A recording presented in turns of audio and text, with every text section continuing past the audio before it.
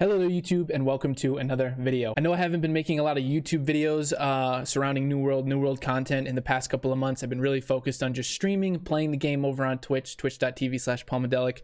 But anytime there is a really big shift or a big change or big patch notes coming through in New World, I will always try to make a YouTube video, get this information out there, share my thoughts, so that people that have quit the game or take breaks from the game can kind of see what's going to be happening, what's going to be going on, and decide for themselves if that's something that they want to jump back into. I do want people to continue to play this game. I love this game, so I want to get this information out there. But we've got really big changes coming to PvP in terms of wars, OPR. Those are like the main focus points for me because that's the main content that I play. I do like my PvE.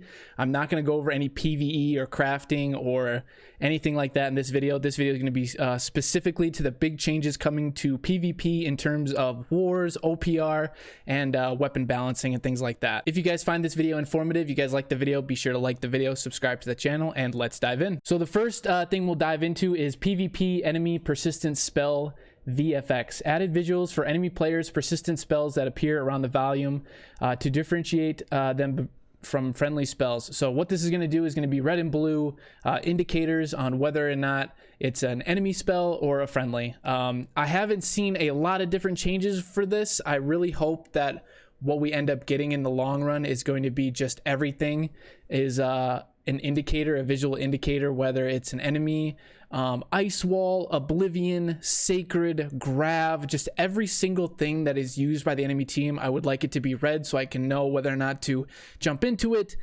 run around it, all those kinds of things. Enemy ice storms, all that kind of stuff. It makes a huge difference in terms of playstyle if you were to know whether or not you're standing on an enemy oblivion or you're standing on your friendly oblivion, right? So things like that. So this is a really good change. I'm glad they're finally implementing this. We've been asking this for a very long time. Awesome change. I'm really happy to see. I really hope we can see some really good changes go through with this. All right, so the next big change, this is probably the highest topic of discussion right now in terms of when the PTR patch notes dropped. The musket and Mortal in Power has just been gutted to the ground. I think the musket players are very unhappy at the moment, which I actually am not a musket player, but I highly agree with their takes on the musket. I have my own opinions on for myself. I'll get into that in a second. But the first change that they're making finally, since it's been introduced to the game, they are nerfing Mortal Empowerment. Updated to only last for 2 minutes.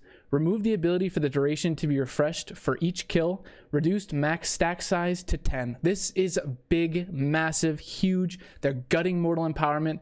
It's going to still be somewhat good for like open world PvP, which I know they're trying to create more of that. So it'll still be probably pretty good for like open world PvP in some sense. But 2 minutes is so small that it's probably not even going to be worth to use. Invigorated Punishment is probably going to be what everyone's just going to switch to in terms of Dex players. But this is just one of the biggest changes to the game that has been just so long awaited for, because Mortal Empowerment itself has dictated whether or not people win wars, whether people win or lose OPRs, and not only just win or losses, but just having a fun experience. It is not fun doing wars and doing OPR that is dictated around just one perk of Mortal Empowerment, because what happens is muskets and bows, respectively, they both shoot medium players in clumps that are very weak, and they just get their Mortal Empowerment stack.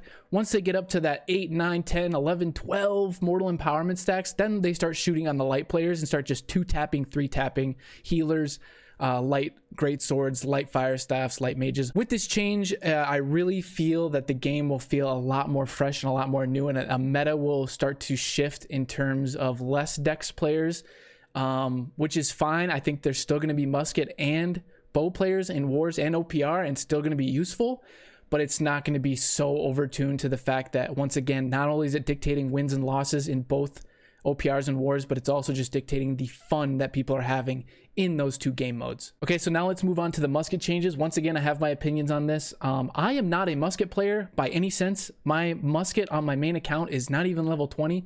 I never touched the thing. I've been shot by him 1,000 times, but I do have my opinions on this.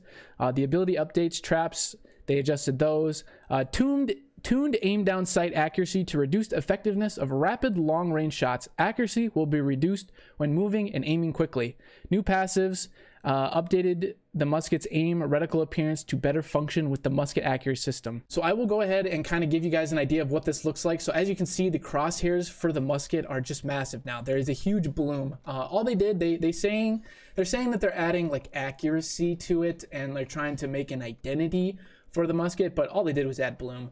I don't think this is the change they should have made. I think they should have just nerfed the damage a little bit. With the mortal empowerment being nerfed, I think that was honestly almost enough, because the musket itself is still gonna do a lot of damage, but it's not gonna 1 or 2 tap people anymore without the mortal empower.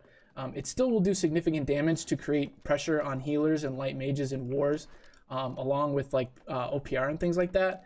But as you can see, you have to kind of aim down for a while. When you're moving around, the bloom is very high.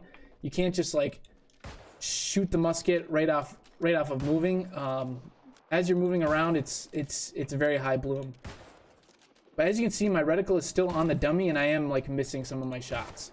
So even at a short range, it's still not too bad. If you aim down for a little while, you can see the bloom goes in. That's about the max the bloom will go in, so you're almost guaranteed to hit the shot within the bloom there. If you just keep on waiting, it'll go in. That's a long time to wait in between shots, though, to guarantee a shot. I think this is a nerf that wasn't really necessary, because I think what will happen is if Mortal Empower is nerfed enough, all you need to do is nerf maybe the damage just a little bit, not too much, but for the musket. And when you have 2 muskets on a wall, in especially in wars, I mean, both those muskets will just have to coordinate and 3, 2, 1 and shoot one target together and work together with cohesion. I mean, that's what war is. It's 50 people working together to get an accomplished goal done. So it's like, I just don't see the need for this change. I don't like the change really. And I'm not, once again, I'm not even a musket player. So I do feel the frustration of the muskets.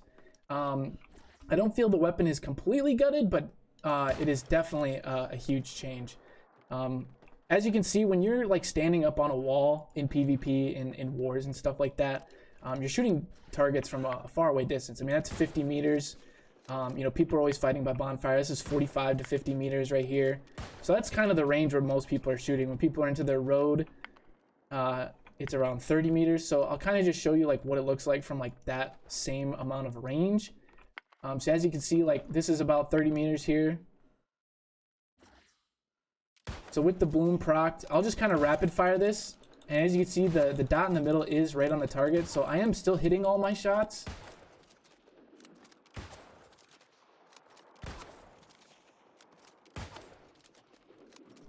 But let's go to a farther away range where sometimes muskets are shooting players that are this far away. So this is around almost 75 meters or so. So even if I'm just rapid shotting it without waiting for that bloom, as you can see, I'm just completely missing, even though my cursor, the middle white dot is right on target with the dummy. So you are going to miss a couple shots. So I don't know. Let me know what you guys think in the comments below. If there's a lot of musket players out there, what do you guys think of this change? I don't feel the weapon is completely gutted. I think it's still going to be useful in wars, especially with the Mortal Empowerment nerf. I think this is going to be that was a good enough change for the musket, in my opinion. But they're really going overboard with the changes here. They're completely changing the weapon, as you can see. So let me know what you guys think. So another really big change coming to the game. I really don't understand this change. I really want to see what their idea was behind this change and what is making them do this. I have played melee myself, medium melee, which is a very popular class within wars. They are changing and moved the 300 strength bonus to be 300 con bonus, and updated the functionality of the strength attribute bonus to grant increased base damage on heavy attacks. So as you guys can see here, the attributes, so what they're talking about is the 300 strength perk. It no longer gives you grit. That is now in the 300 con perk to give you grit. The reason that this is such a big change is because what most medium melee do, especially in wars and OPR, is the meta is to go 200 con, 300 strength with a Great Axe Warhammer, be a medium melee. And the change that this does is it nerfs thwarting strikes a little bit. If you still want to be 300 strength and go 200 con, you won't have grit anymore. Grit is huge in terms of medium melee.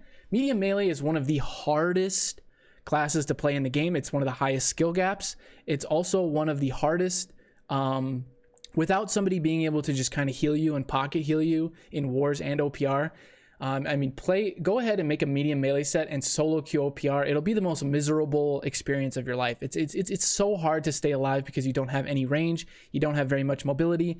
Things have to be really on top of you to be able to get things done. It's very hard to stay alive. So I understand where they're coming from, to kind of maybe force people to go 300 con. Maybe it'll give medium melee more survivability. I don't know if that's kind of the road they wanted to take, but this is also big because thwarting strikes on great axes is meta. That's what every great axe has. That's what every great axe user uses on their great axe is a thwarting strikes great axe, whether it's refreshing move, attunement, whatever it is, on top of that, a weapon perk, whatever. But every great axe in wars and OPR has thwarting strikes on it because of the increased 11% damage you get while grit is active. This also works on things like the first spin of Maelstrom and things like that. So you know, it's a big change, man, because if you do still want to do a lot of damage in medium melee and you want to go 300 strength, 200 con, not only do you have grit and you're going to get hit out of things a lot, you're also losing that thwarting strike. So you'd have to go 300 con and 200 strength, which is going to nerf your damage a lot. Now, once again, is the damage nerf significant to the point where it's just gutted melee? I don't know yet. I'd have to play in a war, play in OPR to see that change. Maybe they're trying to enforce more cohesion in terms of burst damage, because right now, the way burst damage is with great axes and void gauntlets and blunderbusses is if you aren't comboing together, it's not enough damage to really burst a person down. When people do combo together in a 5-man, in whether it's an OPR or in wars, the damage that it can produce in terms of like a detonate, a grab, a vines, a scream, and then plague nades on the bottom of their feet and like clumps and things like that. There's so much damage going there that you just get nuked instantly, which is, you know, the idea of the game is cohesion and working together and things like that. This isn't a very duel heavy game. That's why arenas don't really succeed too much in my opinion. And that's why wars and OPR are so much more popular in terms of PvP. So I just don't really understand this change. Once again, I'd like to see why they're doing this change and what caused them to make this change. We'll see if it goes through on the live server. I know a lot of medium melee are very upset about this change, myself included. I don't think it was necessary. But yeah, let's move on. All right, with that said, they did do a couple of things to the great axe. Gravity well is now considered a ranged attack. A very interesting concept. Charge updated incorrect range description from 10 meters to 15 meters. I think the really big change here with the gravity well is now considered a range attack is very interesting, because right now you could put rune glass in that would in your armor that could improve your ranged attacks. That would also be your gravity well. So does that affect the insatiable gravity well like burst damage that you get from the grav well at the end of a grad well?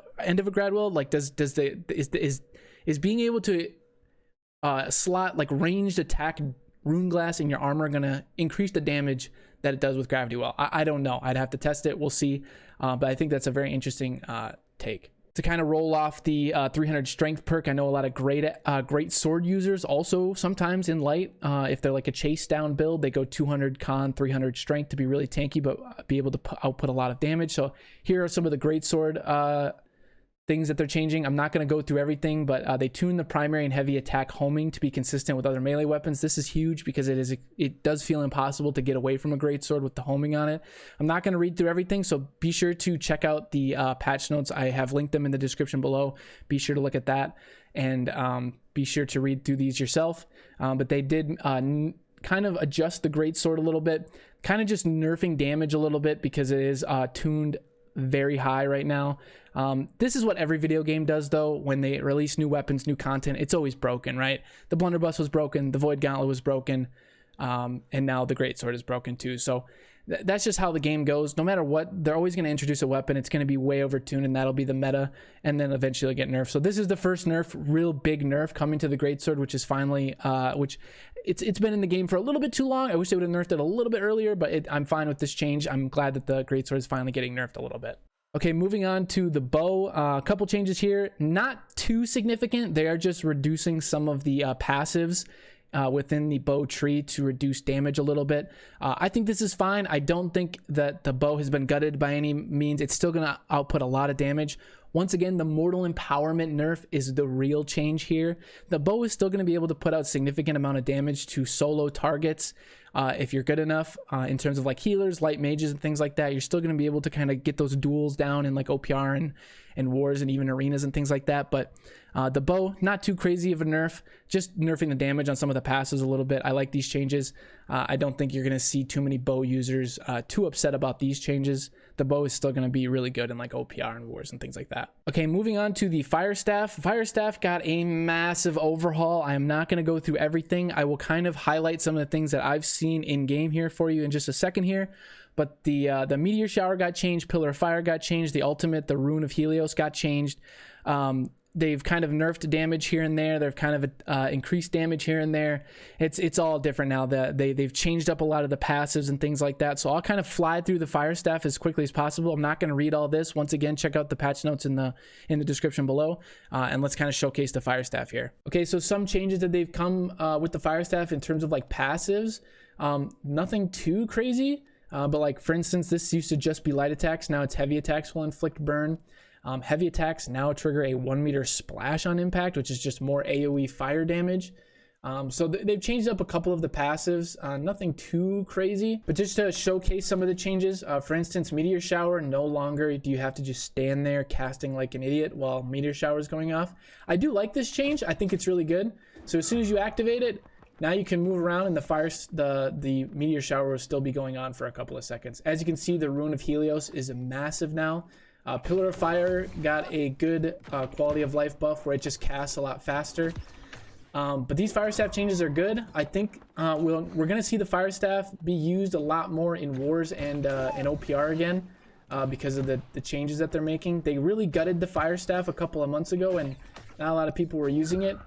With empowering meteor shower being such a good perk, I think this is a good change because now people can actually keep their meteor shower going. Once again, here's the rune of Helios. It is a massive area to stand in now. This also works with other fire staffs. So if you and another fire staff user are in the one rune of Helios, it's going to give you both that damage buff and all those things. So fire staff changes are quite good. I think we might see a fire staff meta come back into play. Moving on to the hatchet. I'm not going to go through all the hatchet changes. There's not really too many crazy things, mostly just quality of life improvements. But the big thing with the hatchet is Defy Death ultimate has been reduced invincibility from 0.5 seconds and grants 500 HP plus 50% of max health upon activation and reduced cooldown from 75 seconds to 60 seconds. So they're reducing the amount of time in that little window where you can defy death with the hatchet, but they're reducing the cooldown. They make a statement at the bottom of this saying the intent of this change is to prevent Defy Death from being a risk-free situation. It still saves the player from death, but just to allow the player to recklessly remain in the fight while not having to focus on their health values. This is a good change. I think this change is a long overdue because the hatchet does promote bad positioning and bad decision making because people don't get punished for bad positioning and bad decision making. They can just defy death, run away very easily, both in light and medium armor. So I'm really glad that this change has gone through. I do think it's still good to have in the game, especially for PvE, so I don't want it to be taken out completely, but I think this is a very good change. I think we'll see a lot of people that do run the hatchet in PvP be able to die because they are being punished for bad positioning, bad decision making. Moving on to the Ice Gauntlet, nothing crazy here. Once again, I'm not going to read through these, but essentially they're just kind of making some quality of life changes, some updated descriptions to things. Nothing too big of a change here with Ice Gauntlet. It's going to remain pretty much the same. They're just kind of updating some of the descriptions and things like that. Nothing too crazy with the Life Staff. They did make it so that all light attacks from mage weapons, including Fire Staff, Void Gauntlet, Ice Gauntlet, Life Staff, all those things, no longer require mana on light attacks. It still will require mana for heavy attacks, but not light attacks. So they removed that passive on the light attacks for life staff to not be able to cost mana. They've changed that so that it's just heavy attacks. So now heavy attacks won't cost mana, which is really big because a lot of life staff users use the 3 stacks to get more healing out. They intensify stacks, remove the required connection between the absolved mending touch and blissful touch passes in the healing life staff tree, so you don't have to connect them for be able to like go down to the next part of the tree. This is a big one. Sacred Ground upgrade. Holy Ground reduces power of the increased stamina regen rate from 50% to 25%. So they're nerfing the stamina regen inside Sacred Ground. Okay, so a lot of VG changes, nothing too crazy in terms of PvP. The PvP meta is Void Blade is used here and there, but not really that often in terms of wars, maybe in OPR a little bit. but nothing really too crazy. A lot of these are PvP or PvE changes, like tether, essence rupture, all those things. These things really aren't used in PvP. They're not good. So what happens is most of the time in PvP you just use Orb of Decay, Oblivion, and Scream. So the only change there in terms of like PvP is like Oblivion updated Invigorated Oblivion to grant 25% stamina regen instead of granting a flat amount of stamina regen per second. Not a crazy change, still going to be really good. The big changes to the Void Gauntlet though are going to be the passives. So Efficient Harvest, remove the condition for below 25% mana and change the health drain reduction. That's really good. Another really big one that I don't agree with is Cleansing Harvest replaces Refreshing Harvest.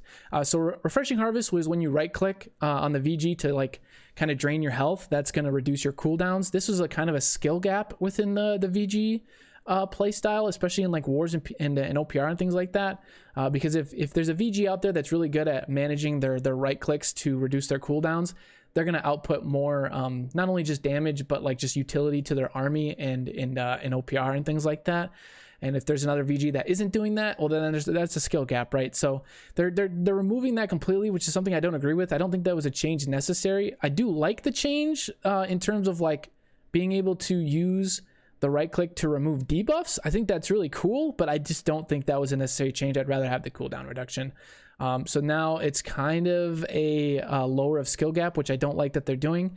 But once again, the VG, nothing too crazy, just a lot of different like passive updates. Okay, so the final thing we'll get into is just a little bit of changes to OPR and Wars. Wars, the biggest change in my opinion outside of the Mortal Empowerment is target dummies cannot be attacked during Wars.